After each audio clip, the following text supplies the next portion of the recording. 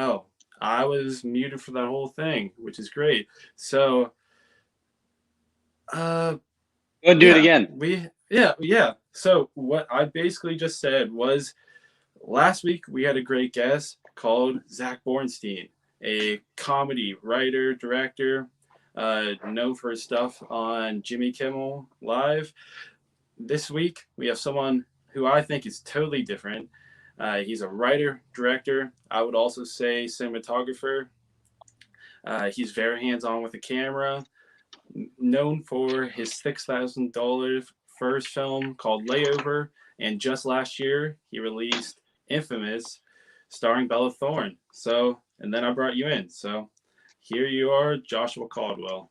Thanks, How man. are you Sorry, doing? I'm adjusting the camera right now because I realized I have terrible lighting where I am. So Oh, there we go. That's a little better. no problem. Thanks for joining us today, Josh. Yeah, thank you. Thanks for having me. Thank you for the intro. Oh, it's my pleasure to talk to another filmmaker.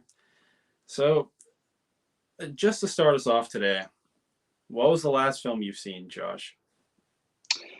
Actually, last night I watched Operation Varsity Blues, which was the documentary about the college cheating scandal.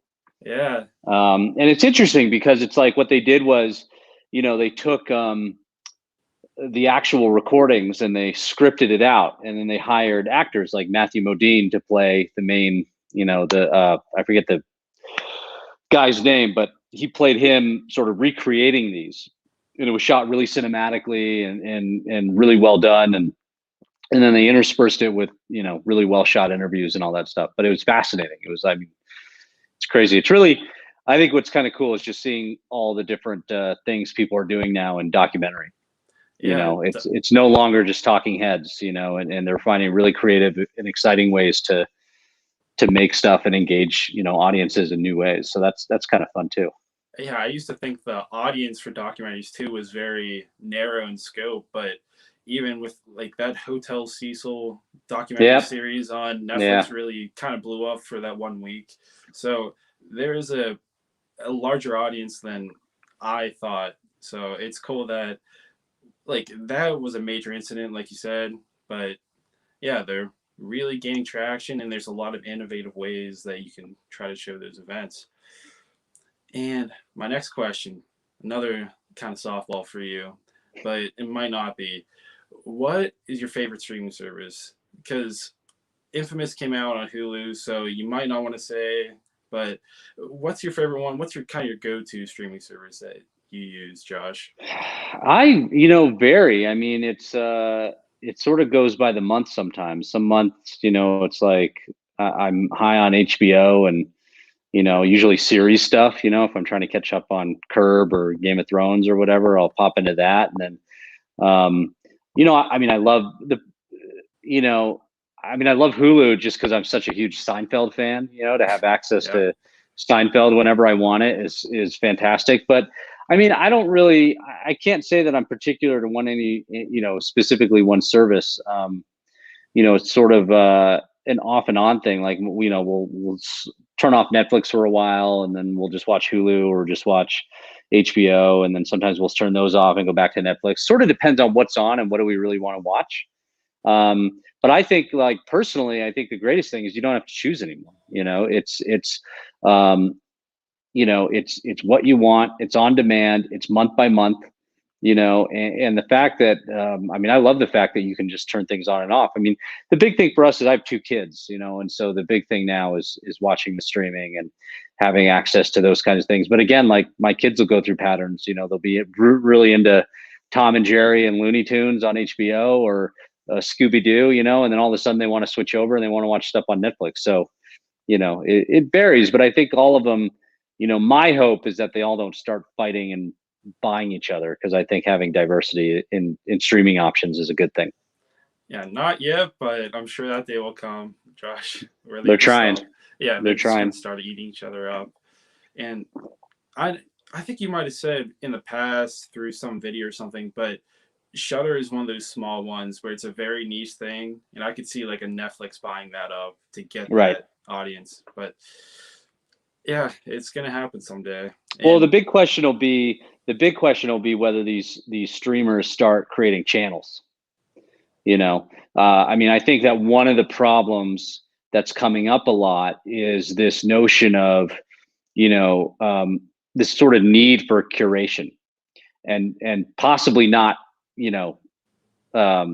algorithmic curation, but something done by, somebody, and putting together, here's your Shutter channel on Netflix, and it's all horror stuff, Yeah. and it just ends up, it ends up sort of categorizing things in ways that, like, right now, I think one of the biggest problems with streamers is that there's so much stuff, and it's sort of hard to, I mean, I'll do it. Like, we'll look, our family will we do like a Friday night family night, and a family movie night. And so it's picking a family movie, and we just go through, we're going through these streamers, and you go to all family movies, and there's 100 of them, and you're scrolling through, and by the time you get to you're over it, and so I think, like, having, sort of a curated, quote unquote channel, right, where it's not a channel, it's not like it's broadcasting and you can only watch it when like it used to be.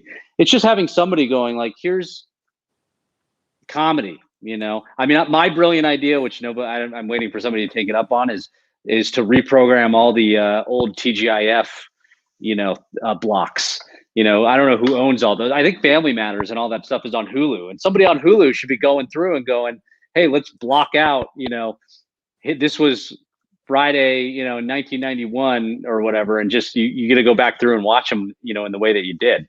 But I think that's the big next step, which is a curation or adding channels of some kind to just kind of help direct people to where they want to go. Because otherwise, it's just too much. You can't, as a human, you can't process all those options. It's a bit too chaotic, and that's why I do like HBO Max, because they have like 6 kind of broad channels with like Turner Classics and stuff like that, but yeah, it's still very broad, so there could be a bit more organization, like and saying. Like, why not? This doesn't cost anything, right? Yeah. It doesn't take up space, really. It's just pointing, the code in a new direction.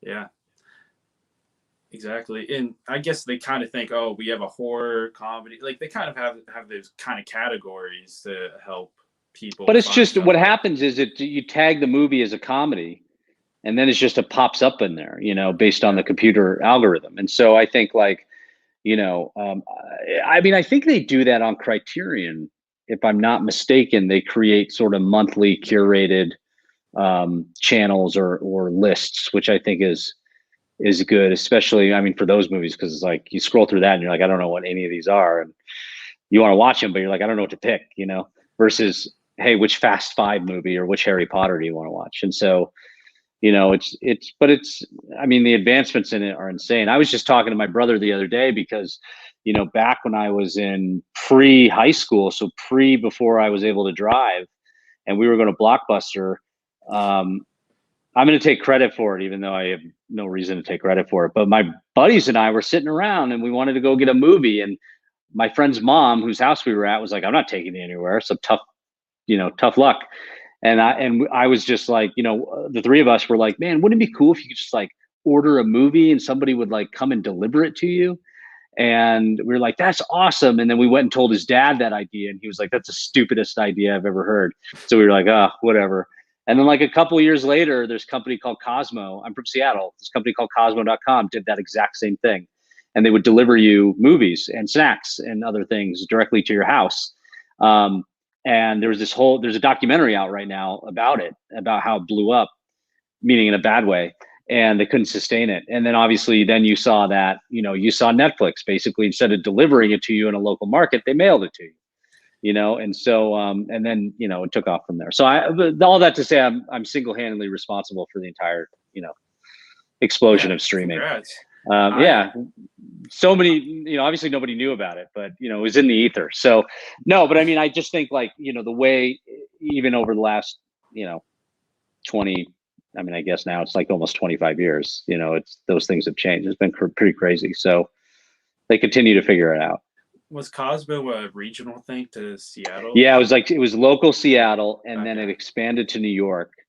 Because the idea was they had, Uber like drivers who would basically, it was like DoorDash, it was, or Postmates, it was the same thing. I mean, I'm staying here. We're visiting my family in Arizona, and people are just, I mean, my parents ordered a watch from Apple, and Postmates are now delivering, computers, and Wow. it's insane. It's a weird thing. So, but back to movies. Yeah, definitely.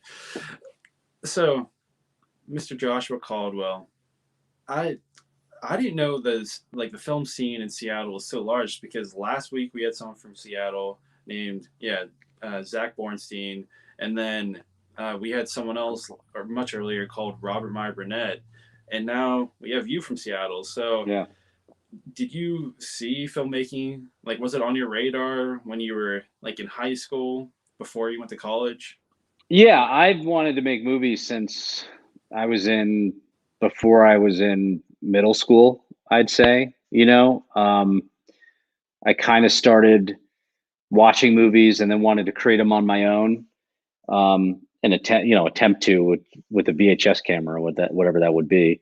And I saw these series like Discovery Channel's Movie Magic, which was like really cool because it was like a behind the scenes look at filmmaking, which was really rare to see that, because this was pre DVD with all the behind the scenes documentaries.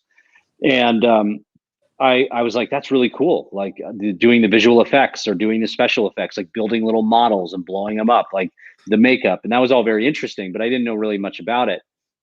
And then I started kind of trying to research in the pre-internet or early internet age, which was very, very tough, because you just didn't have access to the kinds of things you do now. I mean, now if you want to learn how to do a lightsaber, you just type in how to make a lightsaber and it shows up on YouTube.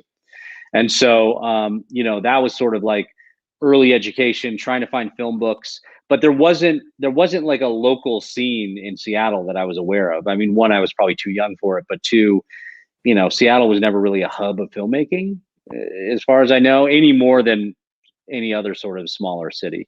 Um, and so, what happened, the big change for me though came when I was in high school, because we had like a 2 period a day program that was all about video production, and we had digital cameras and we had Avids, and we, in addition to making like little documentaries and things like that, we also got to make movies.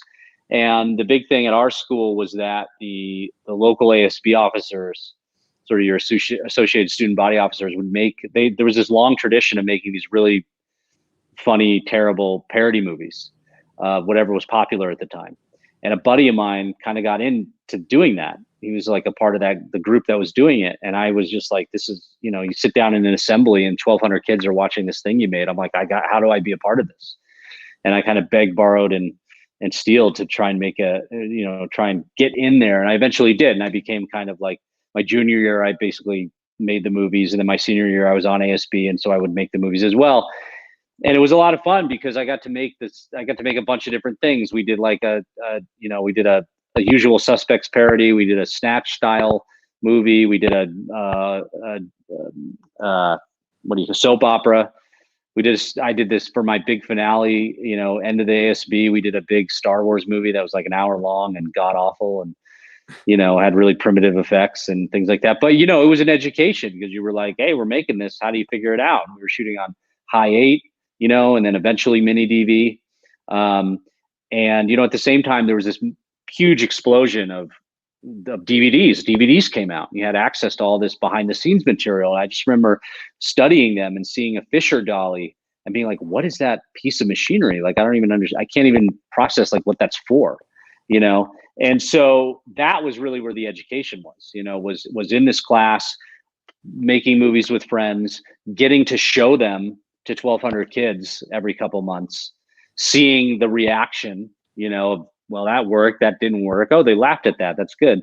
Having to write these things, having to figure out how to shoot them with no money, going to REI and trying to convince them to let us film my buddy up on the rock wall, because it was like going to be a Tom Cruise Mission Impossible 2 parody, and getting really creative with what we could pull off. Yeah. And especially even with Star Wars, I mean, we would drive for 2 hours to get to a little desert dune to make it look like we were on another planet, or we went out to the ski area to shoot in snow. Over like 4 months, over 4 months, we'd shoot all these different scenes. And so it was a real down and dirty education and how to pull off stuff with no money. Um, all of them are terrible, obviously, but they were a lot of fun. And, you know, and then that coupled with sort of the DVDs and now the books and the growing internet, you know, kind of really fueled my passion for it. So I knew very early on in high school that directing was what I wanted to do. And that's basically what I set my mind to and started pursuing. That makes me very jealous that I did not attend Bellevue High School in Yeah, but Seattle. you know what? I mean, I'm so jealous of kids now. I mean, they have, you Yeah, know, so true. much more access to things. You can shoot things on an iPhone. You can edit on an iPhone. The things people are putting together. I mean, at such a young age. I remember, you know, when I was doing the Star Wars thing, there were some of these books and websites out, and there was this guy, this kid maybe now or at the time, who like started putting together these tutorials on how to use After Effects and how to do like, you know, um, lightsabers and how to do like how to shoot motion control using like a Lego train. Like it was really, really creative stuff, but it was like so hard to find, right? Because you had to go to a website. The guy had to be putting up like, you know, MOV files embedded in the site because YouTube didn't exist. Oh And wow. so it was like a real challenge. Like you really had to work for it. So now I'm just like, well, you guys have it easy because it takes 2 seconds to figure out how to do this. Um, but yeah, I mean, you know, and sitting down, figuring out how to use 3D Max. Like I didn't know how to use 3D Max, you know, and I still don't. But somehow I figured it out for the Star Wars film. But yeah, it was really what it was. It wasn't so much, oh, here's access to these things, right? Because a lot of people have that. It was really the ability to go make films that weren't just shown to, you know, a couple of friends. You know, you really, we had big audiences. Well, we had, we had audiences that were forced to be there at assemblies, but, Okay. you know, still like, you know, it was really educational and fun for them, you know, to see the reaction. That's really what the fuel was, right? Because, you know, you show your friends or your family and they're like, oh, great job. Like, cool. That was really nice, you know, but 1,200 students, if they don't like it, they're going to tell you. And you've experienced that at Bellevue, right? I did. Yeah. Yeah. Okay. Yeah, no, I mean, we had the you know, the big story there was we had to, you know, we for each film we'd play it in assembly, and for the Star Wars film we had a lot of, looking back now they're so benign, but like, you know, really like crazy conversations because like they wanted, like they were like, you have to be in it. And I was like, I really don't want to be in this thing, Oh. like, and they were like, well, you have to, and I was like, well, okay, how about this? How about I make myself a Jedi Master, I have a lightsaber fight and I die. Like, how about that? And they're like, well, we don't know if we can show you dying, right? Because we have a captive audience. You're required to attend the assembly. And there's certain things that you can't present to students if they're required to be there. You have to be careful about that, right? And so like, and we had blasters and things like that. And so then what we kind of came up with was we had heard these rumors that there were some schools that were doing these like evening assemblies, you know, and the idea was, oh, let's do the assembly in the evening. And we said, well, what if we do that? And they were like, well, how are we going to get people to come see the movie? Because the whole premise of the movie, it's a very long-winded story, but the whole premise of the movie was we were introducing next year's ASB officers, right? So like it's a big secret. There's an election. You don't know who they are. And this movie was about revealing that. And so it was important people, well, not important people see it, but we wanted people to see it. There was a lot of work put into it. And so we just said, well, I said to them, what if we cut a trailer? Like first time ever in, you know, Bellevue that somebody cut a trailer to preview an ASB movie, you know, to come see it. So I said, let's cut a trailer. We'll show it 2 weeks before. And we did. And we had over 1,300 people attend the nighttime assembly to see this movie.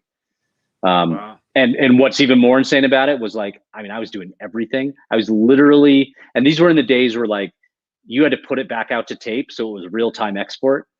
I was exporting that thing past the premiere time. I mean, I was just trying to get something done and have it finished. So that's why it's also not very good. It's like I really didn't. I essentially screened a first rough cut of the film. Wow. And this is a question I was going to ask later, but now that we're kind of talking about like people watching it, like at first reactions. So, like even today with Infamous coming out last year, do you find yourself reading reviews from critics and like even from the students? Like, having the like first reactions of them, and do you find those constructive to your filmmaking at all, Josh? I mean, it's tough, right? You're making something for people to see. You want them to like it. Um, but I think that, you know, the more I do this, the more I've come to sort of recognize something, which is that I don't control how somebody reacts to my work. So it's very easy to be caught up in the reviews. You know, I mean, I know Infamous got, you know, really shit on, you know, and so it's easy to get caught up in that. But one, not everyone is going to like your work. Like that's just a fact, you know. And there are some people that it's just not made for, you know. I mean, I can point to a number of reviewers. I'm like, I don't know why on earth you would ever have liked this movie, you know, because it's just not made for you, and that's fine. Part of the problem is they're like the gatekeepers, right? So their word somehow has value when like a movie like Infamous is not really made for like a 70-year-old white dude, you know, it's just not. And so, you know, so that's part of it. But also, it's just the fact that, like, you know, I've tried to approach everything, you know, lately with a lot of, I talk about this in a lot of interviews, but kind of with a very stoic approach to things, which is largely that you kind of talk about what's in your control and what's not in your control. And what's in my control is the work that I do, you know, and what's not in my control is the work that, or is the response to that work. And so obviously you hope people like it. You want people to enjoy it. You want it to do well because that's a part of like what your career is built on. But at the same time, like, you know, I'm happy if I'm okay if there are people who don't like it because the movie was probably not for them anyway. You know, I know that there are people that really love it. I mean, frankly, with Infamous, part of it was deliberately kind of going like, I really wanted to provoke a reaction, even if it was negative, because I'd made some other movies and those other movies, you know, the reaction is like, like, okay, like good, you know, it's like a very middle of the road type of response. And that's tough. That's really tough, you know, because it's not like, okay, at least everyone hated it. Like you just want to provoke that. I wanted to provoke a response. And Yeah, it frankly, reminds me. I Yeah, wanted to split people, you know, and I knew that there were people that were really, really going to love it. I knew there were people that were really, really going to hate it. And there were going to be very few people in the middle. And if you look at a lot of the ratings and a lot of the reviews, that's exactly how it falls. It's a lot of 5 stars and a lot of 1 stars. So, yeah, you know, for me, I mean, early on, you want validation, you want acclaim, you know, you want to be able to say, oh, I won this award, you know, and think I won a movie award and all that stuff. And part of it, you later realize none of that really matters. It doesn't really help you unless you win an Oscar. And even then, it may not help you. But also, it's that if you are going to try and make a movie for everybody, you're probably going to make a movie that for nobody, you know. And I also believe that not every movie or even every TV show needs to be for everybody, you know. And so anyway, so uh, you know, it's fantastic when people at the end of your movie get up and applause, you know, and really love it, and you feel that, right?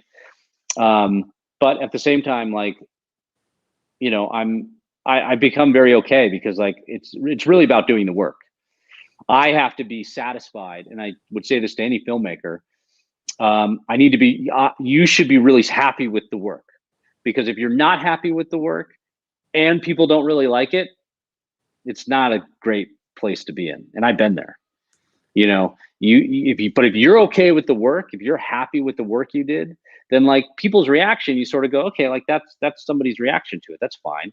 I mean, even after Infamous, I still love Infamous. I mean, I love a lot of the scenes in there. There's the reaction never changed, has not changed my opinion of the film, you know? And so I also think, frankly, a lot of people didn't get it. So, you know, it's it's a delicate balance. Early on, you do want that praise and you want people, you know, putting you up on a pedestal, but it can be a little dangerous because, you know, then the second somebody doesn't like something and your entire self-worth as a filmmaker is bottled up in people's response to it, it can put you in a funk. yeah. That whole response for me kind of reminds me of what Ryan Johnson kind of said after the the Last Jedi. But and also, like, if when I write a film and make a film, what I say is like, would I want to see this and would I buy a ticket to this? And it sounds like that's what you're saying too. Like Infamous and like Layover, those are films that interest you and that you're all into. And that's what I want to see is someone dedicated to what they're making and very passionate. So I say, I'm like you said, there was a crowd that was passionate and really liked it, and the other crowd didn't. And you accomplished that with what you I mean, it did. just, you know, and it's just, sometimes it's just taste, you know. I'm not saying, you know, I mean, Infamous may become a cult classic for whatever reason, could be for the wrong reason. I don't know.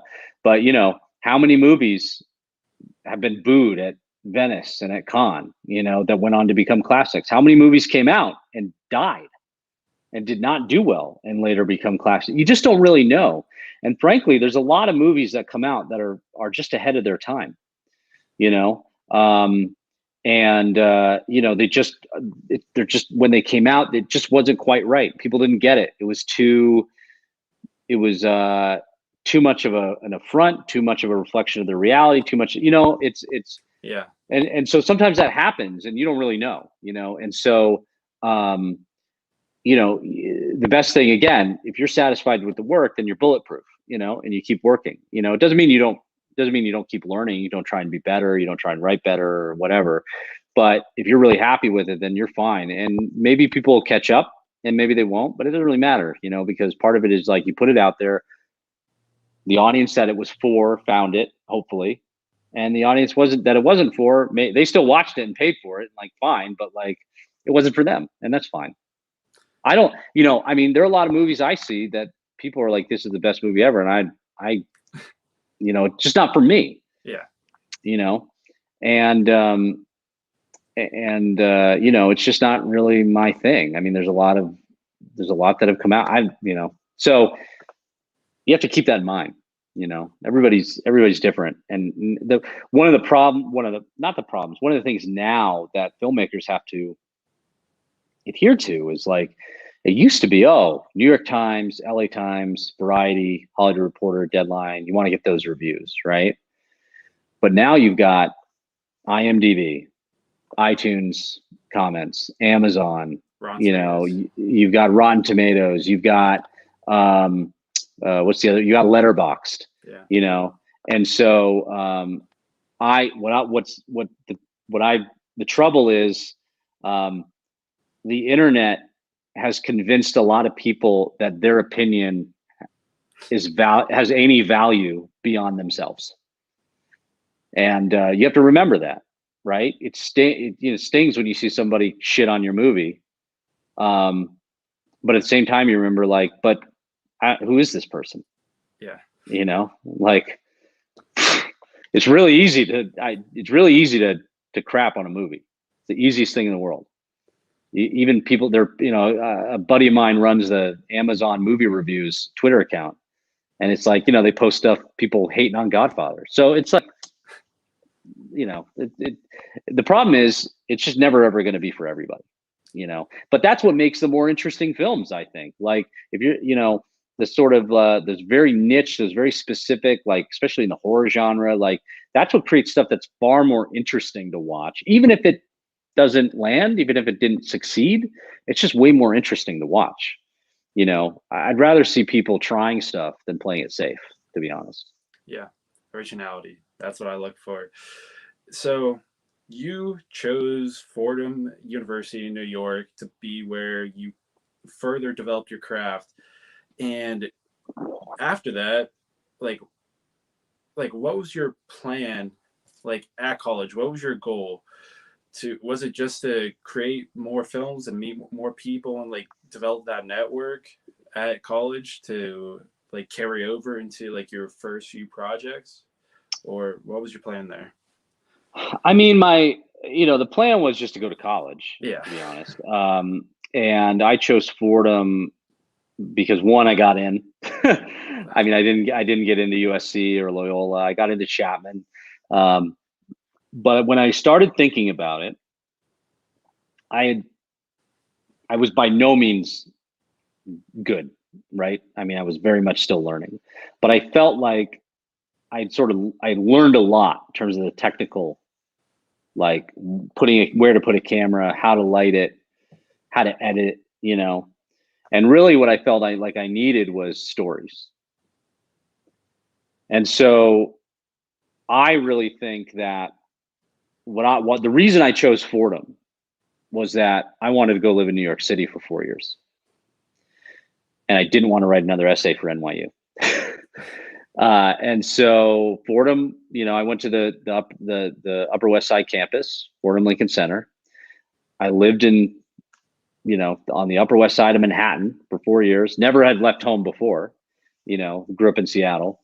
And I just wanted that experience, and I wanted the challenge of that. The other thing I learned, kind of some serendipity, after I went there, was that Fordham has a really fantastic acting program.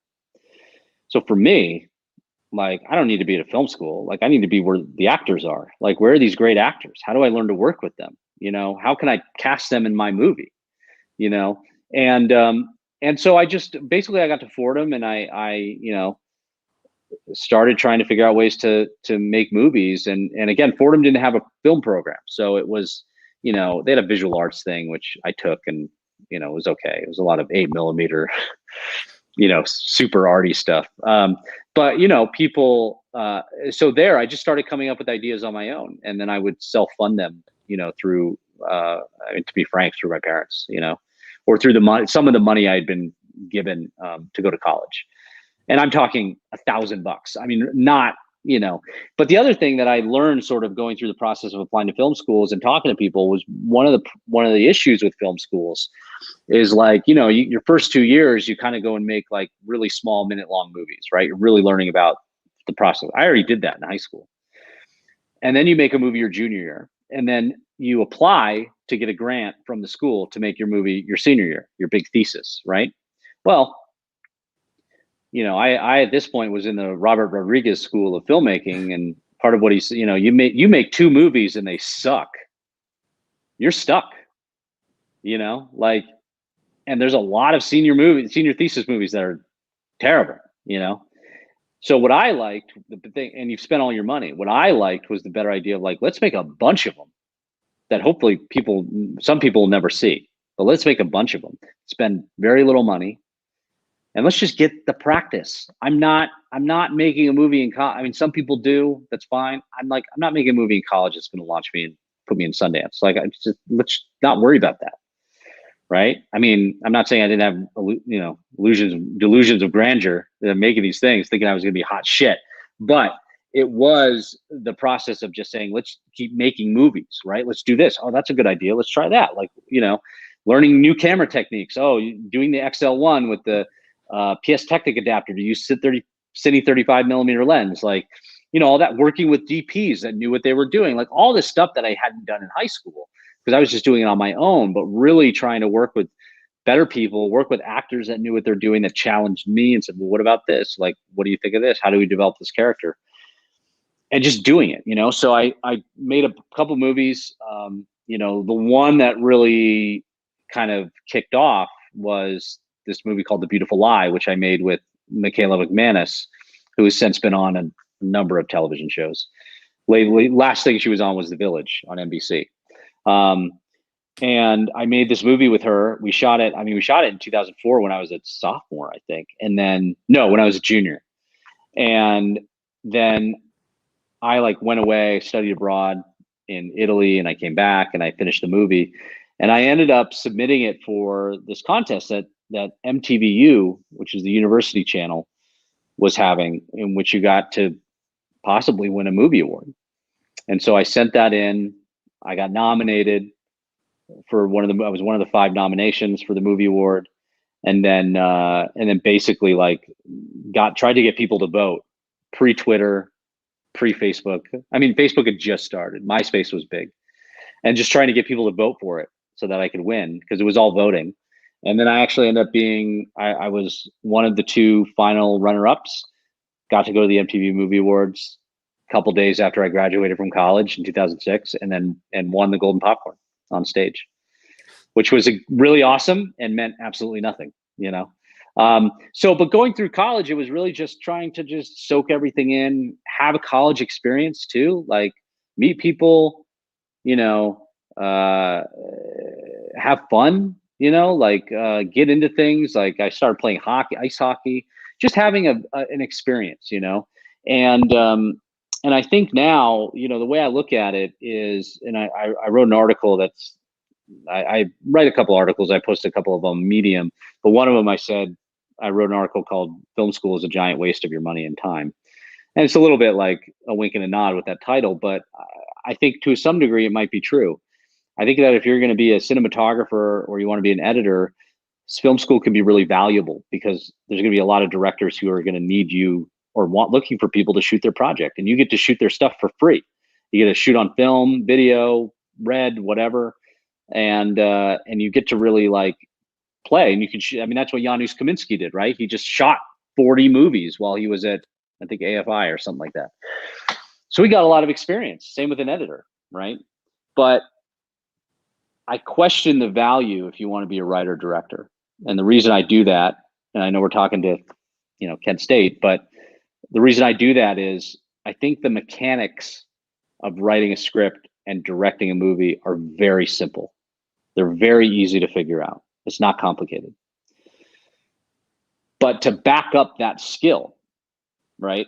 To back up that skill, it requires creativity and imagination. And it requires you to draw from your experience. And I think the problem that we see a lot is you got a bunch of, you know, after Tarantino, there's only one Tarantino, right? But after that, everybody tried to mimic him. And so they were all watching all these obscure movies and copying from them and writing these movies that all felt very similar, right? Because they were movies about movies. The only experience anybody had was watching other movies. You know, they weren't out getting a story about this World War II pilot. You know what I mean? Like they weren't out exploring. They weren't out learning things. They weren't out gaining those experiences that are going to then come back and inform what story you're writing or how you interact with an actor.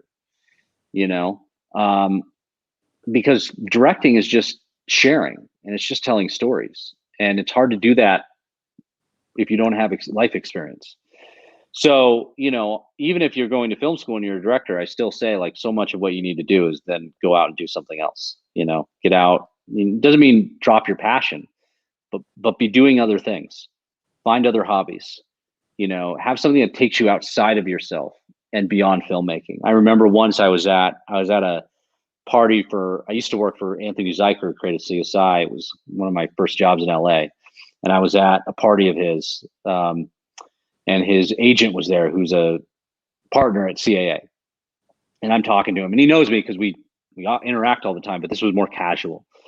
And I forget what it was. I forget what brought it up, but I was just like telling him I wasn't talking to him about movies. I was not pitching him anything. Like I was not whatever, you know. And I remember somehow we got on the topic of riding motorcycles, and I had a motorcycle at the time.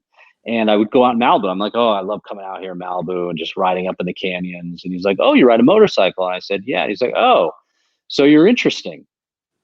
And that just always stuck with me, right? And you know, that just stuck with me as something like, I bet this guy talks to so many people and it's all the same thing. Oh yeah, I'm trying to be a writer. And he knew that about me. It was not a secret. But at that moment, at that party, I was not talking to him about being a writer or making movies. I was just talking to him about something I really loved doing, and he found that interesting, right? And so like that always stuck with me because I think like, again, writers or directors, actors, you're all a dime, you know, we're all a dime a dozen in LA. There's so many. So how are you sticking out? And some of that is connecting with people on topics that have nothing to do with the filmmaking, you know? And so I really think having a varied life and you know, having now lived through my 20s and not really taken advantage of, you know, travel and things that I should have because I was so focused on my career. I look back on that and go, I should have relaxed a little bit. And I should have really tried to take advantage of that. So, you know, long story short, going back to the film school, I you know, it can be very beneficial. What I got was one, a liberal arts education, which taught creativity, how to think creatively. Right? Directing is coming up with creative solutions to problems. It also gave me an opportunity to work with some really fantastic actors. There's a number of them that have actually gone on to big things. I didn't work with her, but Taylor Schilling was in my class at Fordham. She went on obviously to be on Orange is the New Black and really blow up, and Michaela and others, and they've all, there's a lot of people actually that really did well coming out of that school right around when I was there. And so that was super valuable. But in terms of a plan, I mean, I just wanted to kind of be a college kid for a bit and make movies and come up with creative ideas. And I wrote a lot that never got made, thankfully. And then originally my plan was to move back to Seattle. And I had 2 buddies, and we were going to basically, our plan was to set up a production company in Seattle. And I was engaged at the time to my now wife. And, the idea was, okay, you'll move to Seattle.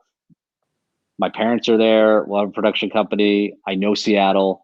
We'll set this up. And while we're setting up a way to be paid, we will then go and make our movies, And that all got upended by the movie award, because I just said, well, if there's a time to move to LA, right now I was thinking, well, I don't want to go to LA until I have a reason to go to LA. And I'm like, if there's a reason to go to LA, it's winning an MTV Movie Award. And so that then became the impetus to move. And so, I went home after my senior year. I was there for a couple of months in Seattle. And then me and 2 of my buddies, one of them was the same guy who was going to do the production company. The other was a different guy who later became my writing partner on a number of things. We all moved down to LA and tried to, get our foot in the door. And the movie award didn't do a goddamn thing for me. So. Do you still have it on your shelf somewhere? I do. If we were doing this, if I was at home, I'd show it to you, but I don't have it. But I do have it. Originally, I put it away because I was like, this thing, here's the thing. And I share this because I think it's a good lesson, right? For people, is I thought I was hot shit when I won that movie award. I thought I was like, they're going to give me a movie. This is a big deal. This is so awesome. Nobody's done this before. It's the first time they've ever had a student filmmaker award. I was like, I'm going to get it repped, all this stuff, right? None of that happened. Because one, the broadcast that year was taped, which is probably a good thing, because it's probably the only reason why I actually made it on the broadcast. My speech was very edited. And rightfully so, because who cares about this 18-year-old or 22-year-old, who nobody knows. And I just said, so that was edited. And then when they announced the winners, when they put the press release out with all the winners, they didn't put my category on there. So nobody really knew. I had actually gotten more interest from people prior to winning, because there were all these big ads in Variety listing all of the nominees for the MTV Movie Awards, and they had our category there. And so me and I think some of the others actually got some attention. That's where I got most of the interest from, reps and things like that. And then I won, and it was just crickets. It was just nobody cared. And I moved to LA and I tried to leverage it, and meanwhile I'm taking I'm trying to find whatever job I can, editing, industrial, whatever it was. And I'm feeling terrible, because I'm like, well, I just won this movie award, and here I am, I can't even tell these people about it, because they're going to be like, well, you're overqualified. And, and so it was a great lesson, because I actually got I was bitter about it for a while. And I just said, this should have gotten me something, this should have done something. And the great lesson was just the fact that nobody's doing anything for you in Hollywood. It's only if they can benefit, and nobody's benefiting from giving a 22-year-old a movie to make, and I'm no Paul Thomas Anderson, and even he, I think, was 25, but it was just a great lesson, which was look, I can't sit back. I'm not going to sit back on my laurels, and pretend that this is then going to generate whatever's next. The only thing that's going to generate what's next is me sitting down and doing the work. And so that's really what it became over the 10 years that I was in LA, was just trying to do the work, right? And getting something and having it not do anything, and then starting over and doing the work. And so, but now, since I'm totally fine with it. I keep it on my shelf because it's a fun little novelty. It's almost like you won the piece of the crag from the Nickelodeon show. Fraggle. Oh yeah, no, the big green rock from I forget the game show, but when the kids would have to climb the mountain. Thing. Mm-hmm. Oh, okay, I saw that when I was like 5.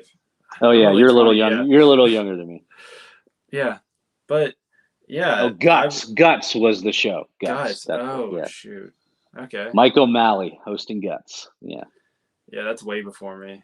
Yeah.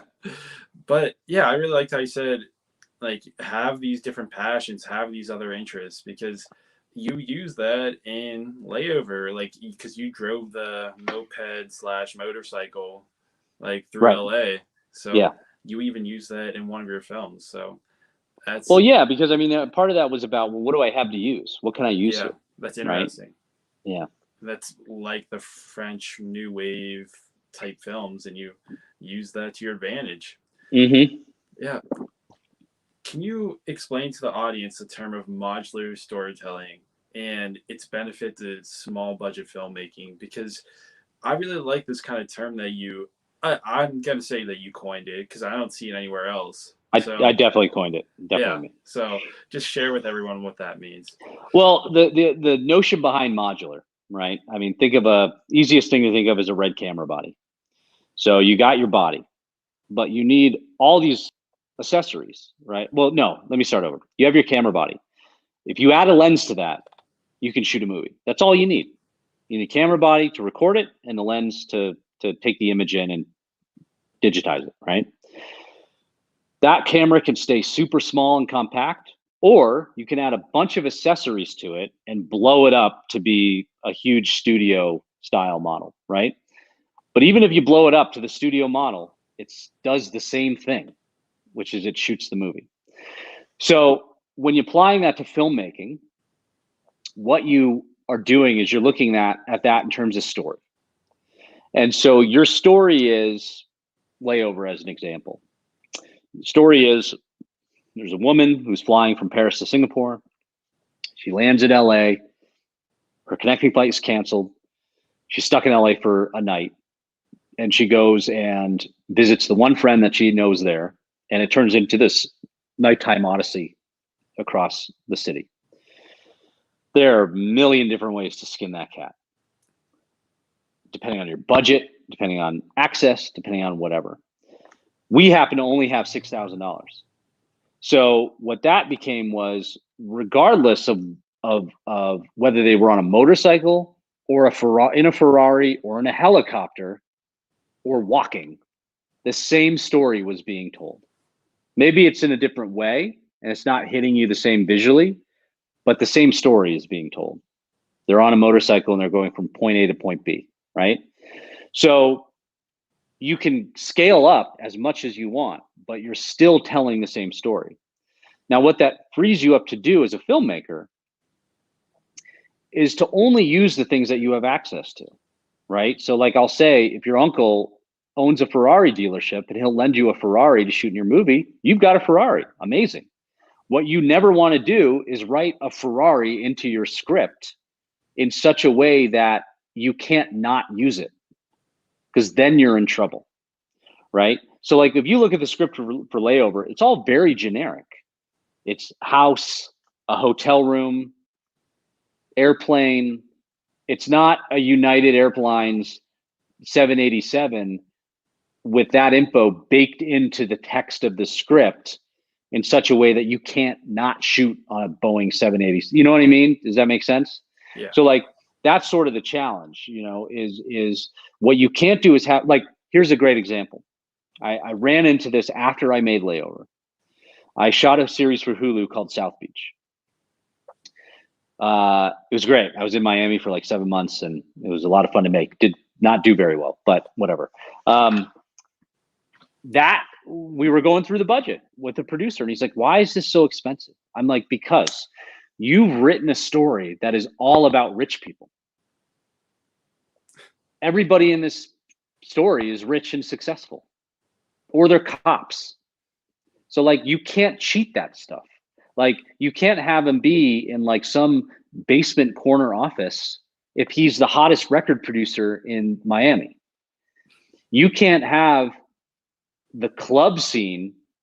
Like, you know, he'd be like, why do we need 400 extras in this club scene? I'm like, because in the text of the script, you say this is the hottest nightclub in Miami. And if you don't show it as busy, you've lost the audience. They're going to see the fact that it's cheap and you didn't invest in the thing. So the problem was you couldn't undo that. Baked into the story was the idea that not only are all these people rich or they're cops and they work in a police station, right? But that these things are like, oh, it's the hottest nightclub. It's the best this, the best that. Well, now you've got to spend money for that. You can't bake a crowded nightclub, especially what we had to do because we had all these scenes. If you have one shot, fine, you can do that. Yeah, like you did for Layover. Yeah, so like in Layover, entrance lobby. Yeah, like in Layover, we wrote in a nightclub. But if you notice, there's only two things that happen in that nightclub, right? She sees the guy kissing the girl or her friend kissing another guy. And there's one line of dialogue where she goes, no, there's one line of dialogue where she goes, oh, have you seen Juliet? And the person says no. And then she sees her kissing, right? So that thing, when we shot it, that was actually shot prior to the club even opening. And we basically just lined up extras and I went long lens on it and we just shot the little tight close-ups, right? And that was it. The rest of the club, basically, I wrote that knowing that if it meant us buying a table and me bringing in a 5D and just shooting them dancing, that's what we were going to do. Because I stayed away from anything too narrative or dialogue driven for that scene. Because I knew I could pull it off in a number of different ways. We could sneak a camera in, we could buy a bottle and I could just be a guy with a camera, like taking pictures, like, you know, or what we ended up doing was through one of our producers, we had to connect to a club and they basically said, yeah, you can come in and film. Don't film any of the people there. If you're just filming your person, your actor, you're fine. And then we, on another night, prior to shooting that stuff, when we were scouting, we shot a bunch of footage of people in the club, just on the 5D because, you know, we were able to get away with that. And so that was only possible by shooting on a 5D. Never would have worked if we were shooting on a Red or an Arri. But it is an example of saying, well, there's going to be a club scene and we want this kind of big feel to it. And in order to do that, we can't have any kind of big dramatic scene occur. It just has to almost be B footage. But that kind of works in the process of the movie. So again, scaling up, which is you can write a club scene and you can sneak in and shoot it, or you can rent out a club and fill it with extras and shoot it directly. So, you know, that's kind of like the premise behind modular storytelling, which is that you got your base story, which is just like the camera. And then you can add things to it, depending on what you have available to you and depending on what your needs are, right? And so if you need transportation in the film, well, you have a number of different ways. They could ride a bus, they could walk. Now you can do Ubers, right? I mean, taxis, like, it's crazy. I mean, so that's a way of sort of like, but your story is the same story. The dialogue is the same dialogue, regardless of whether they're on the back of a motorcycle or next to each other in a car, you know? And that gives you freedom to shoot bigger things. Right. And that's really what I want to do with Layover, which was I did not want to do the two people in one location story. And so rather than spending a lot of money or spending the money on crew in your location and cameras, we spent money on days and scope. And so, you know, the plane stuff, like everybody, when we first started planning to do it, they were like, how are you doing the plane? I'm like, I'm going to buy 2 tickets to San Francisco and me and Natalie are going to fly up there. And when we fly back, I'll shoot her in the plane. There's no dialogue.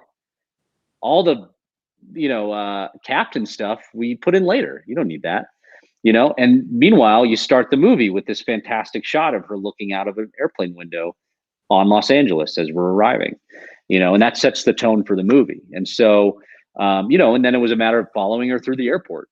You know, I've got a 5D like this, just kind of like, you know, hoping nobody asks me what I'm doing. But I knew I just needed pieces. That was designed in my head when I wrote it, you know? So you have to start with the script. if you're starting in prep, you're too late. You know, you got to start with the script in terms of what you're writing. And again, like, you know, another example in the movie in Layover is the house party sequence. Nothing in that movie demands that house party be a rager, nor does it demand it be a quiet little gathering. Right? It's just so, because I knew we couldn't pay extras, we were going to hope to get people up there. I was just like, whatever it ends up being, it doesn't matter. She goes to this strange house, and whether it's 3 people sitting in a circle smoking pot, or it's a lot of people all party, you know, hanging out, whatever we get, that's what we'll make use of, you know?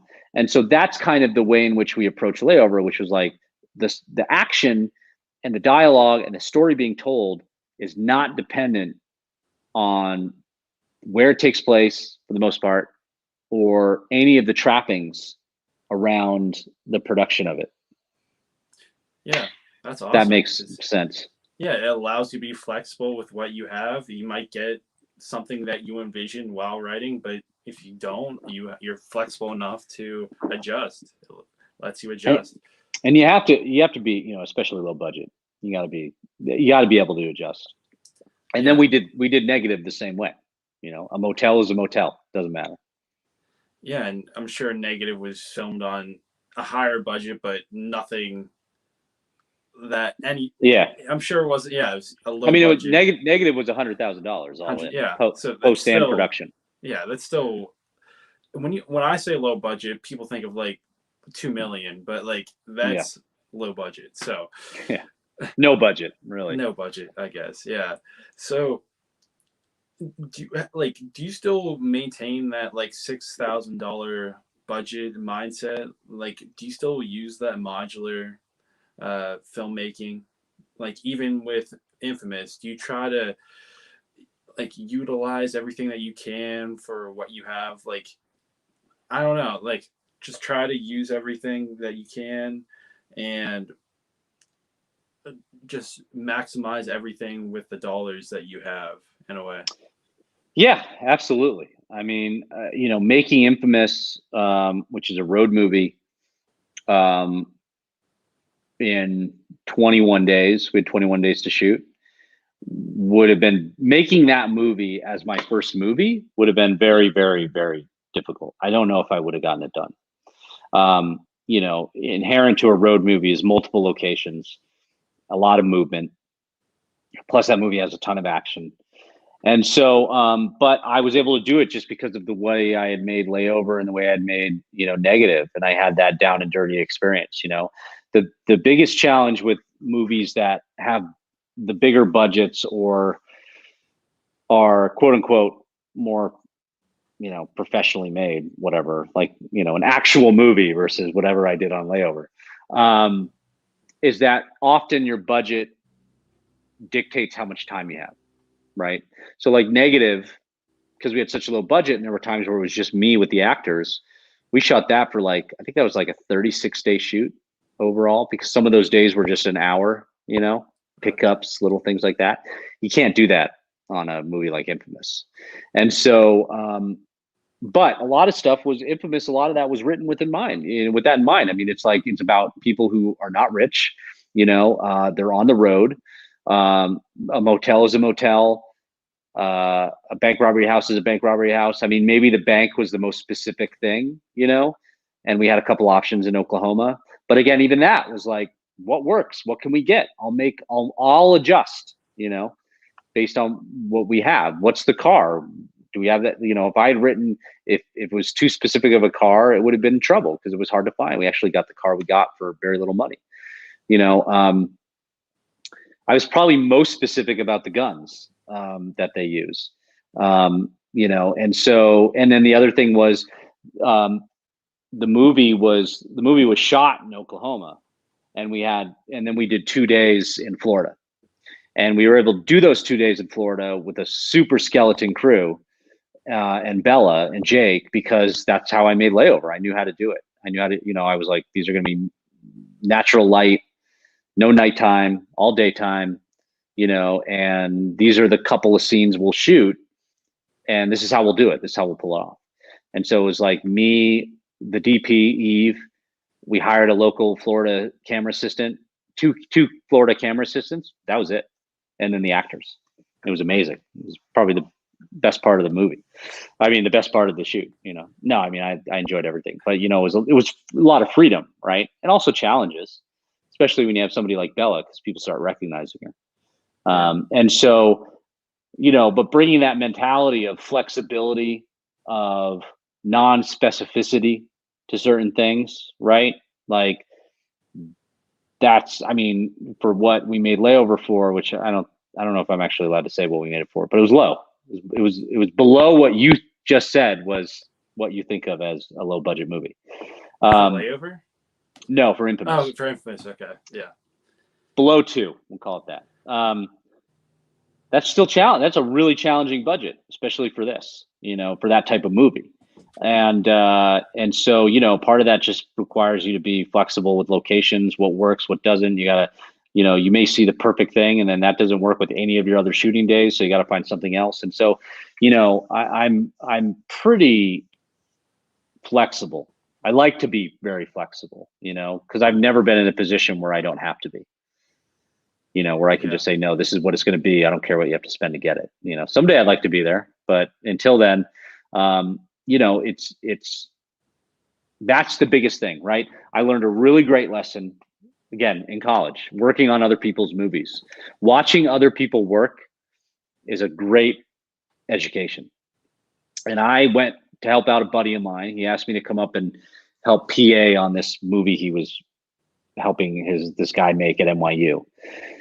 And it's up in Connecticut, and it's like, it's like the weekend we're shooting it. They're shooting it Super 16, and it's like day one. We start going, and it's just he's got like something like 50 shots that he wants to do for this short, and you're shooting on film, which is tough, and you're really got a light for film, right? It's not very forgiving, and he just starts getting behind. And he just cannot adjust. He doesn't know how to look through a shot list and figure out, I don't need this, I don't need this, I don't need this, right? And because it's so specific, the shots. If he doesn't get this, the piece is missing.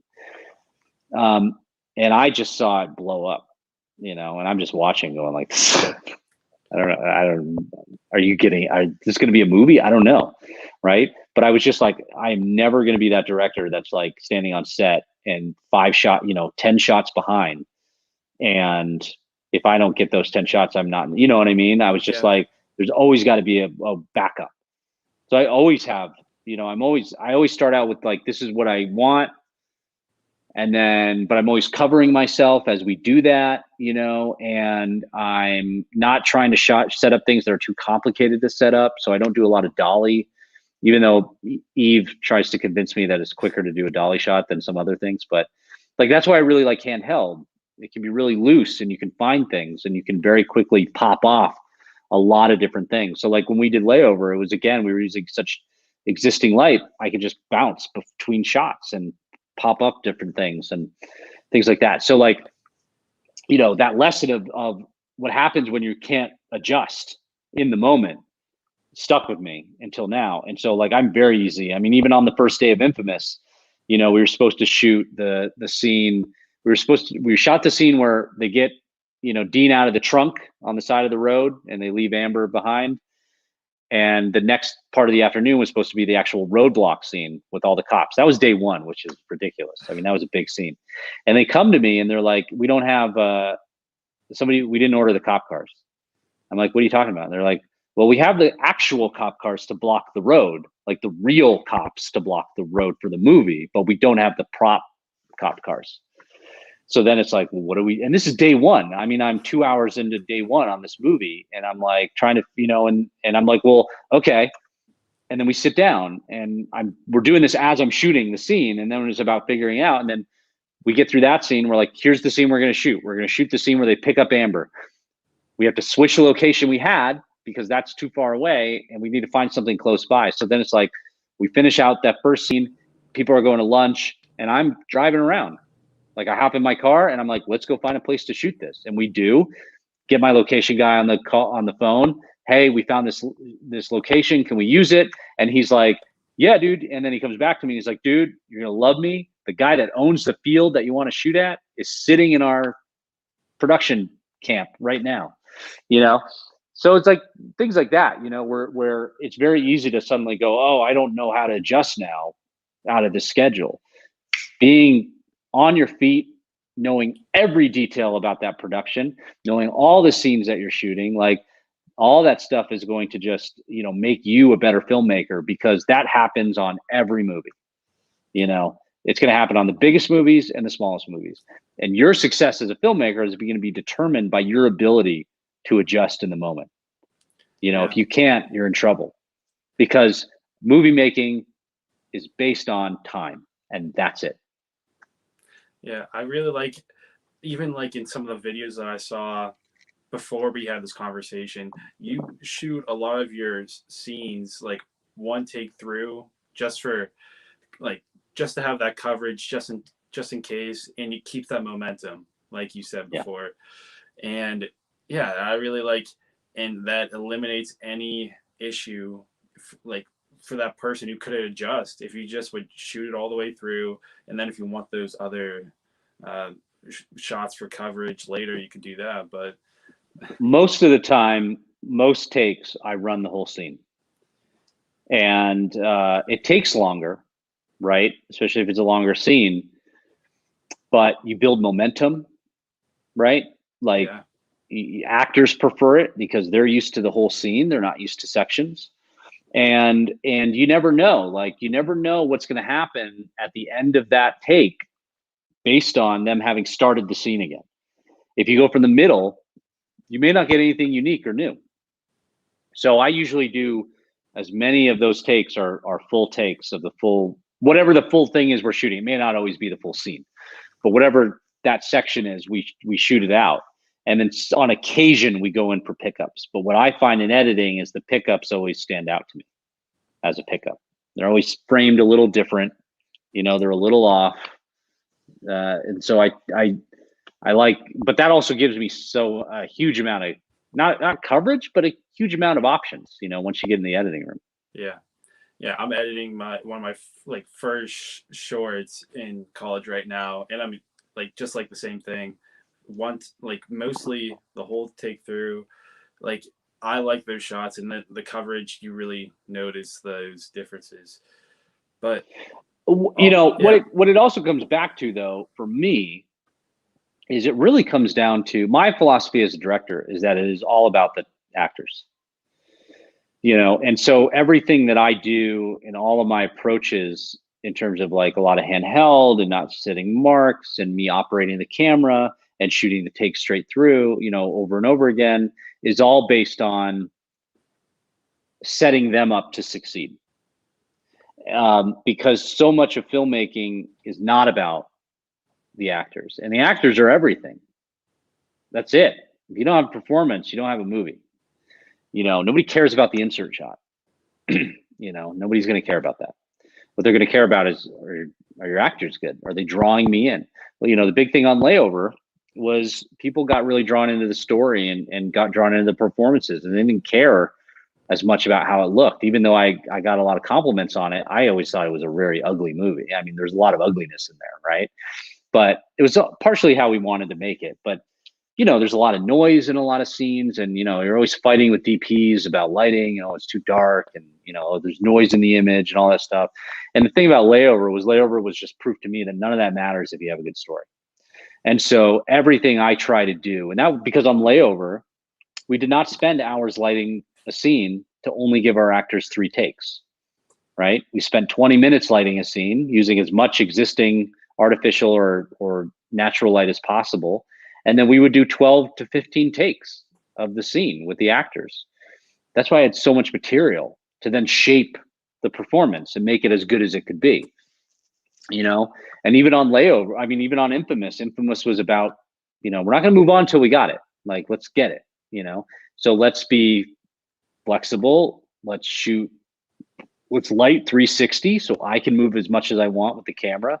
Let's not spend forever lighting. I mean, a lot of it is me going to Eve, like, I know this is your job, but they're not going to care if that light's on or not. You know what I mean? Like, it doesn't matter if all we're doing is setting up our actors to have a take or two. Like nothing, it's pointless. We shouldn't even be doing it. That's why I don't like shooting movies in 15 days. Like it's just like, it's a waste to me, you know, because nobody gets to do their best work. And so for me, it's always come from a place of supporting the talent. And so everything I do is about giving them as much freedom to work as possible, as much freedom to explore and perform and fail and try things and move when they want to move, and not feel like they've got to hit this 1 foot by 1 foot lighting cue, you know, and not frustrate them, but give them just as much freedom as possible so that they can just focus on the acting and the performing and the engagement, you know, as opposed to like, am I on my mark? Am I out of the light? If I lean right, I kind of want to lean, is that going to mess it up? You know, and so even for me as an operator, and the reason why I operate the camera is I'm putting myself in a position to dance with the actors. So if they decide to move, I will move with them. But that's hard to communicate to a camera operator because he's afraid that he's going to mess something up, right? That, oh, wait, does he want me to move here or not want me to move here? And it's hard to communicate that to somebody through two intermediaries, you know? So what I find is just easier for me to do it myself, especially when we're handheld. And that allows me to work. And what I end up doing is so much of my directing is working with the actors and how they're moving and figuring out when do I want to just step in a little bit? When do I want to adjust? Like, how do I want to see their face? Do I want it to be a tight over the shoulder, or do I not want to see as much of the other person? Like, and playing with that kind of stuff, you know? And so that gives a lot of benefit to, that just allows me the freedom to sort of really dance with the actors and give them the ability to perform at their best, you know, and not feel like they might mess something up. And so that's important. That's really important to me in terms of like how I stage everything and how I go through the process of shooting a scene. Is it's all designed around, as much as it can be. There's some things it can't be, right? I mean, if you're talking safety, if you're talking gunplay, like there's limits, you know, and there is a lot of prep and a lot of rehearsal to make sure that everybody is safe. But at the same time, like on a lot of stuff where that's not the case, I try not to be too rigid about anything. And that was even infamous when you were the camera operator, right? Mm-hmm. Wow. Yeah. I don't know too many directors who would like do that. So that's interesting to me. Like even I kind of started doing that, you know, when I was making movies on my own. I was everything. Yeah. And then you know, and I just really enjoyed the intimacy of it with the actors. I really enjoy being right there with them, but not just standing next to the camera, because the missing link for me is that I'm then the audience looking through that viewfinder, right? I'm not really the audience if I'm standing off to the side. And so if I'm seeing them through the viewfinder and I'm seeing what the audience is going to see and I'm adjusting, that's how I kind of work with them, right? To find a performance. And I've noticed in the stuff that I operate, I get better performances than when I don't. And I don't know why that is. The actors really love it. They love the fact that I operate, you know? So it's just become kind of a modus operandi for me. It's very hard for me to not operate, you know? I'll tend to do it when we're using two cameras, which I don't do very often, because I like to be able to see both of what's going on. But you know, to me, it's like as a director, that's it, man. When I'm doing that, you know, I was the operator in the shootout scene in Infamous, like they're in the back of the car, and I was like, can't imagine not doing that. I mean, just trying to know when to pan, you know, because the thing about a lot of this low budget stuff is when you're doing stuff like that, you don't have days to prep it and previs and know exactly when to go here. And a lot of it is feeling. And it's hard for me to convey to either the DP or an operator the feeling of knowing when to move, right? And so it's just kind of how I do it, I guess. That's where. Yeah, that's awesome. You're the only one that I'm aware of who, even though you're still in the low budget range, you still want to do it. It's not because you have to. Yeah, I'm sure Right. you have the big person that does it is Soderbergh. He operates everything. He still does, yeah, with his iPhone films. Yeah. Well, I mean, even the Reds. I mean, he's operated since, I think, at least Traffic, if not before. I'm sure he operated on Aaron Brockovich, but he's the big thing, the big director that still operates the camera. I mean, he also DPs it and everything too. Yeah. One of my last questions for you, Mr. Caldwell, is like, for Infamous, was it a concept you always had in the back of your mind, and even with your other films that you will make someday? Like, do you have like, how do you organize your ideas as a writer? Do you have like a Google Doc where you have a list of ideas you want to do? How does that work for you as a writer? Yeah, I mean, I guess, I journal every day, and that ends up becoming sort of a starting point for things. I think that, I'll keep a document that maybe has a one line story ideas, and that stays wherever it is, right? That I come back, excuse me, I'm yawning. That when I come back to it, and decide, oh, this is what I want to work on next, then it ends up being different for every project in a weird way. I'll tell you what happened on Infamous. I'll tell you what happened on Layover. It started Layover. What happened on Layover was I wanted to make a movie. I was desperate to make a feature. I wanted to make something. I didn't know I would worked on things for years. At some point, I had a thought. Oh, woman comes to LA, something happens. I don't know what the rest of it is, right? That's it. And then I started doing, I was experimenting a lot with the 5Ds. And then I saw this sort of article about Ed Burns making these like $10,000 features. And I was like, oh, $10,000. I could probably get $10,000, right? Like, yeah, I can't get $1 million, but I could probably get 10,000. Ended up getting 6. But when I started thinking about, well, what's an idea that could be done for this little amount of money, I came back to this Layover idea. And I just sort of said, started exploring it. And then what happened was I wasn't even going to originally write it. I was wondering if maybe somebody else would write it. And then I finally said, you know what? I kind of would talk about it with people, right? And I would note things down. I'd write ideas down as I journaled. And I eventually just said, I'll just take a stab at it. I'll probably, crap out at like 40 pages. And then maybe I'm so sorry. And then maybe I can get somebody else to like finish it, or something like that. And I sat down and I just started writing. And 2 weeks later, I had a first draft. And it was just kind of came out, right? And then I did some rewrites, and then that was it. And then we went and made it. And so, that was very different than like Infamous, like the way that, or even other scripts. I mean, the thing about Infamous was I kind of always had, I wanted to do a heist movie. I was interested in trying to do a heist movie. I had started researching, I kind of ended up happening upon Bonnie and Clyde. I was like, oh, I like the female driven stuff. It's kind of where my focus has been. And I said, it'd be cool to see something that was kind of like Bonnie led, and what is that? What does that look like? And then it just kind of was like, well, what, as I researched Bonnie and Clyde, I realized that they were just, the real story of them is not the story that we know. The real story of them was they were basically poor kids from the slums, and they started robbing to get money so that they could buy nice clothes. And they were just kind of bad that way, right? And then what happened was the newspapers started, they got a hold of the wind of this story and these photos and all this stuff, and they basically started putting them out there as celebrities, selling the myth of Bonnie and Clyde to sell newspapers. And I said, well, what's the modern version of that? Social media.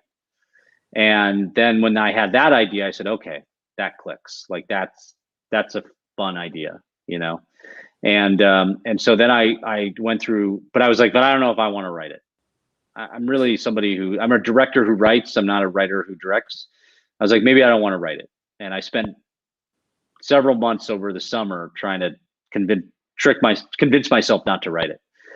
And, but making notes along the way in case I got a writer on board or something like that. And finally I was just like, maybe this just should be the one that I should probably just write this. So then I sat down and sort of really, I use a program called Scrivener to sort of organize all my thoughts.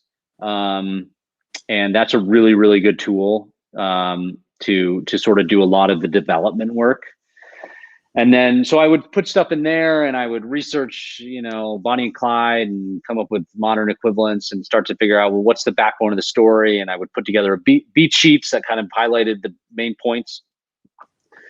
And then what was interesting about Infamous was then finally I said, okay, I got to sit down and write it. Like, I just got to start. And so I started writing, but the way I would do it is I would sit down, I would go to the coffee shop where I was writing.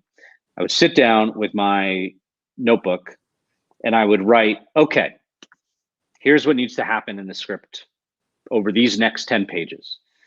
I'd write, okay, we need to, and what I didn't do was I didn't write prose. I didn't write, Ariel goes to the store and da da da da da. I would write, okay, here's what needs to happen. So we're going to open on Ariel, she's going to be in a bank. And okay, how about what if like there's like this buildup and then the cops, and I'm writing this, right? What if there's buildup and then the cops, like a lot of what if stuff. And I make my way through like what approximates, till the next major beat, which would be at page 10. And I'd write about the writing and go, this is what needs to happen. What if this happened? Oh, that's a cool idea. Well, what if maybe then that feeds into this, And I would get to the end. I go, okay, let's write it. And I would then script it. I would script what's happening and the dialogue and everything like that. And so once I had finished those 10 pages, I was done for the day. And the next day I would do the same thing. Okay, here's what just happened. She just met Dean, showed up at the party. Okay, now what are they gonna? Well, let's have them go make love. Let's have them go, whatever. And I would write that. And the next day I would script it. And so that's how I wrote that movie. I've written scripts where I just start writing, and I've written other scripts that are very heavily researched. I'm working on one right now that takes place in World War II, and it's like heavy research. So like the writing itself is a slog because you got to have all these like names that, and details that are not accessible in my head, right? If you're writing a contemporary story, you can pretty much pull from your existence what you need to fill a scene.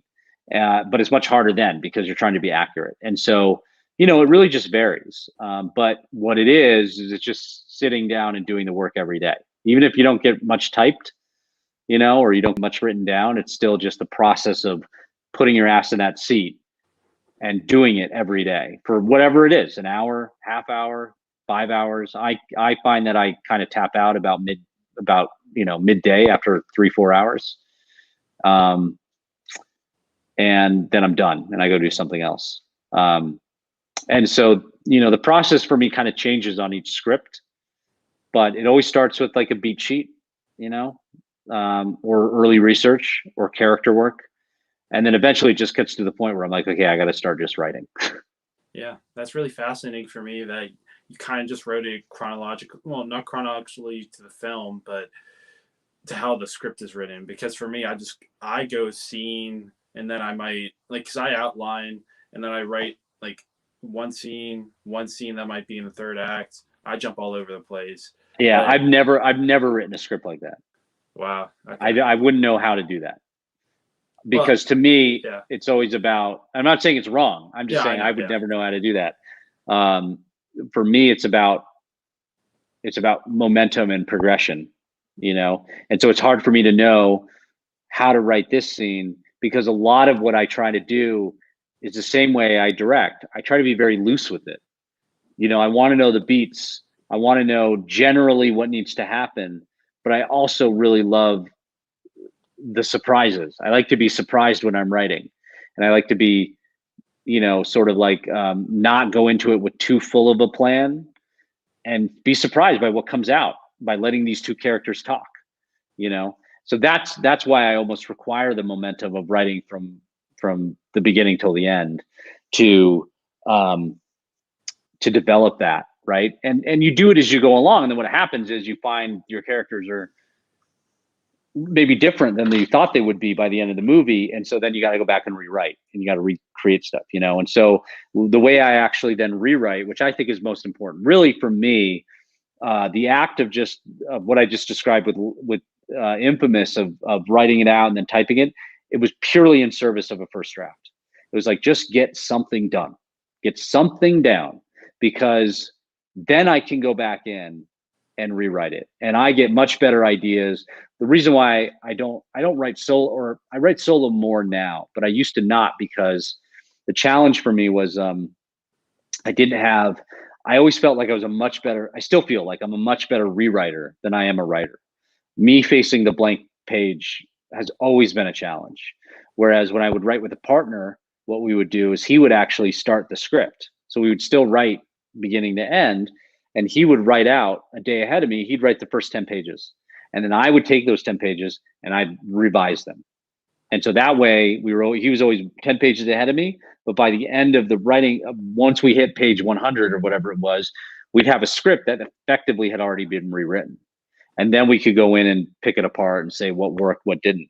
And so for me, continuing that now, it's about just getting a draft done. Like Infamous, the first draft I wrote in 10 days.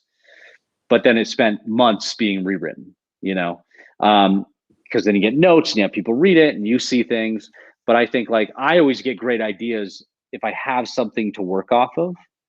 So I actually really love rewriting more than anything. And what I really like to do, my process for that, is when I am rewriting a script, you know, early stages, like the second, third, fourth draft, I actually go back and I retype everything. So I don't go back into sections and rewrite. I start over with a blank blank fade in document, and I've got the other script open next to me. And sometimes I'm just copying, but other times I'm like, oh, what about this? Or how about this? Or I know where I need to rewrite, you know? And so I found that that's exciting because, one, I get to know the script very, very intimately. In fact, it's something I like to do even on movies I didn't write. I will go through and like retranscribe the script, adding things, right? Because I'll do rewrites on the movies before I direct them. But even if I'm not changing anything, just the act of typing it, I lodge it in my brain in a different way. And so that's something I'll do for several drafts. And then once I feel like the draft as a whole is really, really good, like 90% there, then I'll go back in and I'll just, you know, tactically address things. So that's your process. Like for the second draft, you rewrite? I at least retype. Yeah. But I rewrite. I'm changing a lot of stuff. But I go back through with a blank document. And even if there are scenes I don't need to change, I still type them out. Awesome.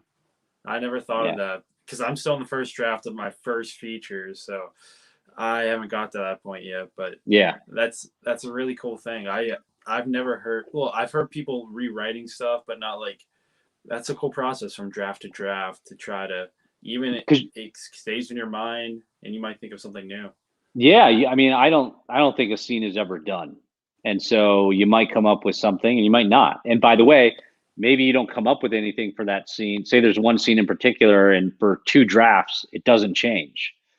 And then all of a sudden, something you did in that 4th draft changes the meaning of that draft. And then you go back in, you know, or nothing changes, but suddenly in that 4th rewrite, you've got a new idea for that thing that you hadn't had before, you know? So I found that it's just being open, even as a director, you know. My secret weapon as a director is, if somebody comes up to me and asks me a question, my secret weapon is to say, I'm not so sure. What do you think about that? And then they engage, right? Because somebody might have a better idea than me. I don't know. I mean, I am not above stealing other people, you know, stealing good ideas from anywhere. And as a director, so I encourage the crew to, like, you know, I may not take it and the buck stops with me, but I'm happy to hear ideas or suggestions, you know, as long as you're okay with me saying, I don't think that works, you know? So as a writer though, and I wasn't always like this, right? Again, you're young, you think your stuff's really, really great. Maybe you have people tell you it's really, really great, and you start to think that you know everything. And that's a dangerous place to be in, because you never know everything. And so I think if you can always remain open and curious to your own work, it gives you the opportunity to improve it, because if something's never done, it's just released. And so to, keeping that in mind as you go through, and you remain curious, and you remain open to possibility and open to what comes at you, gives you that chance to really elevate your writing and your work and do something different than the first idea. Yeah. And you mentioned fade in. Is that what you use? That's what I use now. Great. Yeah. Okay. That's what I use too. I ask all of our guests like what kind of screenwriting service they use. You're the first one to say fade in as well. So, really? Yeah. At the end of the day, I don't know if it really matters. I mean, even if you're typing in Word, fine. I mean, I used to do that with macros and all that stuff. But I just like fade in because I like the fact that I bought it once, and I've had great conversations with. I wish I remembered his name right now, but I've had great conversations with him about ideas. One of the things that I really love about Scrivener, and why I like the development process, is you can create. Scrivener is really for novels, but what it does is it creates separate documents within the main document, which would be your chapters, right? So instead of like a Word document where you can have 50 chapters and it's just 50 pages, this is like you look over on the sidebar and you'll have main document, and then you'll have chapter 1, chapter 2, chapter 3, chapter 4. So what's really cool about that is you can actually convert those. There's a setting in there where you can convert them to note cards, and you can very easily move those around, right? So what I was saying to the fade in guy, because I think he follows me on Twitter and I follow him. I was just like, Ken. I was just like, could you do this? Like, could you set up a script where you could create the scenes, and then you could, like, as you're writing them, and then move them if you need to move them, and then it finalizes everything into a document? He was like, I don't know if he's ever done it. Maybe he did, but I think he looked into it, and I don't know if it's possible. But I was like, that'd be a cool feature, because again, if you're like somebody like you, where you're writing out of order and you're not really sure where it's going to fit yet, I hate that. That's also another reason why I don't write out of order, because I think, like, well, you're either saving separate documents, which I don't like to do, or you're all over the place, right? You're writing scene 39, but then you go back to scene 20 and it just pushes 20. Now you have scene 20 and 39, and you don't have anything in between. And it's just that to me is always very not helpful to the process. So, but I really like fade in. I like the fact that you buy it once, but I also bought, I own Final Draft, because so many productions use it, and you end up kind of having to bring it into Final Draft for like all the other scheduling and budgeting issues and things like that. And so I think it's helpful to have both. But I do all my writing in fade in. Great. And what are you working on now? You kind of said already, Josh, but what are we going to see next for you? Is it going to be a surprise, or like, because you said your World War II thing that you're writing right now, which sounds really interesting. I love World War II. Yeah. Can't talk about that yet, but of course, too early. Yeah. No, I mean, well, there's a couple projects I'm circling. I'm attached to a couple different things now. We'll see what comes out. What I'm kind of gearing up for at the moment is a movie that looks like it might shoot in Montana this summer, which I'm really excited about. The problem with this stuff is, like, you always got to keep it under wraps until they do the official announcement. But it's a drama, and it's a really beautiful story, very different than Infamous, which is exciting, and it's very much become a passion project of mine. And so, there's several things that I'm at that point where I'm trying to get a lot of plates in the air. Right, get a lot of spinning plates, and then hopefully one goes. So I'm writing several things. I've got a novel I've optioned that I'm adapting with the writer of the novel, Kyle. It's a book called She Died Famous, which is a little bit more in the Infamous world. And then there's others that I'm kind of early stages on right now. But there's nothing coming out in the next couple months or anything like that. Montana's but always working. Yeah. That was my state in 4th grade. I learned a lot about it. So hopefully you get to experience Montana this summer. Oh yeah, I can't wait. I can't wait. That's the other great thing about this stuff is it takes you everywhere. I shot Infamous in Oklahoma and Florida. I've spent time in Florida. May look at New Mexico. It's like it takes you everywhere. Did you write that script that you in Montana, or is that? No, that was just I came on board as a director. Awesome. Yeah. And my final question for today, Josh, thank you so much for coming on, sharing your time with us. We appreciate it. What advice would you give to anyone who's currently writing a script that they intend to be their first feature? And like right before you were directing Layover, what advice do you wish someone would have given you? It's a good question. I would say don't let the first script you write be the first script you make. I think that you should be writing a bunch of things and then you should put them in a drawer, or you should give them out to people, because I think that, and I've made this mistake, right? The idea that you think that your script is really good and then you send it out to people way too soon. And it kind of screws you, it really does. I think it's very easy in the early stages to think that what you're doing is so great. And there are people who will get negative feedback and they will never believe it and they will never get better, and they will just their life will turn into one full of bitterness and anger at the fact that everybody didn't see their brilliance. And those people never get anywhere.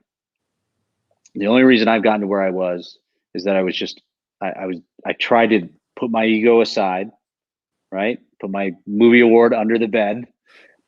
Learned that lesson very early on. I was 23 when I learned that lesson, and then not let it get to me. And there are times when you're like, oh, why doesn't anybody want to make this movie or buy this script, and it's so good. You catch yourself saying that. And the thing that I also have to remind people is like, it's not so much about their script, right? It's about the whole idea, which is like what you are doing. If you're asking somebody to give you, say, even $1 million, right? Or $2 million, which is not, like, to your point, a low budget movie. That's a huge amount of money. That's more money than most people will ever see in their lifetime. It is nothing for a film. And you have to remember that you are, as a first-time filmmaker, asking people to invest in a really nice house without any proof that you can build that house.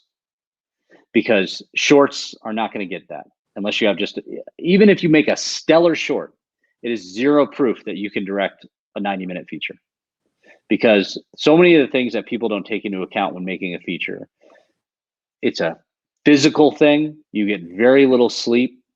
You've got to be able to sustain it for like 30 days, maybe 20 days, 25 days of 12-hour days plus more. Like, get in shape, be working out, be running. I mean, Neil Blomkamp talked about that. He's like, I was so shocked on District 9 about how exhausting it was making that movie. Like, you've got to be, especially on the indie stuff, you're running around, so I guess this isn't one piece of advice, but I got to say, I just think you overall, one, acknowledge that your shit stinks and you can always be better, and seek out the people that are interested in helping you be better, right? And hear that criticism, hear those notes.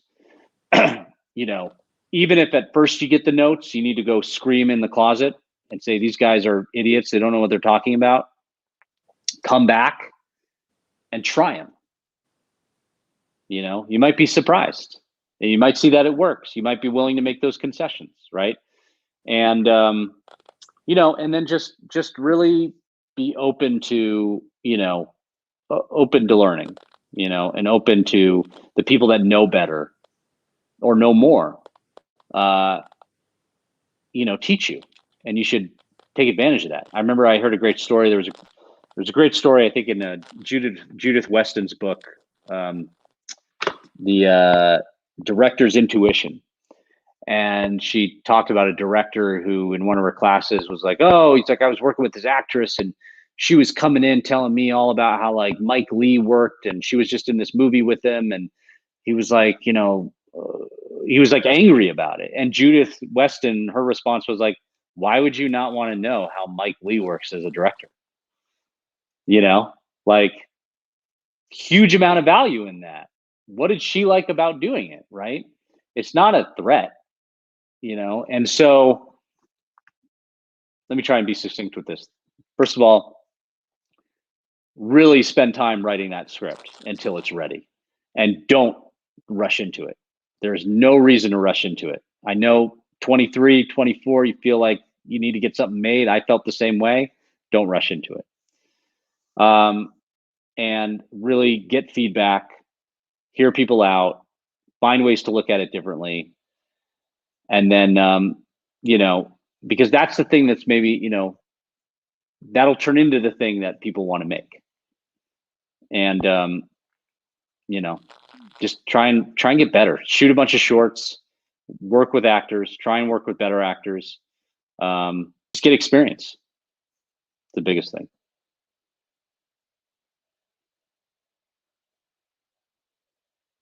And it's just me, and we're streaming live. Let's see what else. What can I add here since we're still going? Oh, is he back? You're muted. Can you hear me? No. Yeah. Okay, great. Yeah, sorry. I have a one cam dot on me. So thank you so much. Yeah, that was great. Yeah, that was. We really enjoyed having you, Josh. I learned a lot personally from just listening to you. I hope everyone else did. And all your shorts, The Beautiful Lie, which won you your Popcorn Award, can be found on YouTube, I think, or Vimeo. Part of it, not the whole thing, but part of it. It's on Vimeo. I saw it on there. Oh, okay. Dig. I really like Dig. That's probably one of my favorite things that I've seen from you so far, because I saw Infamous too, but yeah, I like Infamous. But I really like Dig. Dig's got a special place in my heart. Me too. And Dig's on Vimeo, YouTube, and you can find Layover on your website, right? Yeah, I think we link to it. It's also on iTunes, Amazon. Oh yeah, everywhere. If anybody has trouble finding it, you can reach out to me on Twitter, and I can send you a link to buy it. But it should be on, here in America, it's on iTunes and Amazon.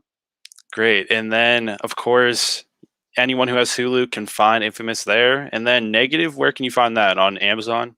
Amazon, iTunes, yeah. Great. It's not free, but yeah, cheap. Yeah. We appreciate your time, Josh, and everything that you shared with us. And we're looking forward to what you have next. And hopefully the Montana thing happens, because I love Montana. Too. So thank you. And that's it, everyone.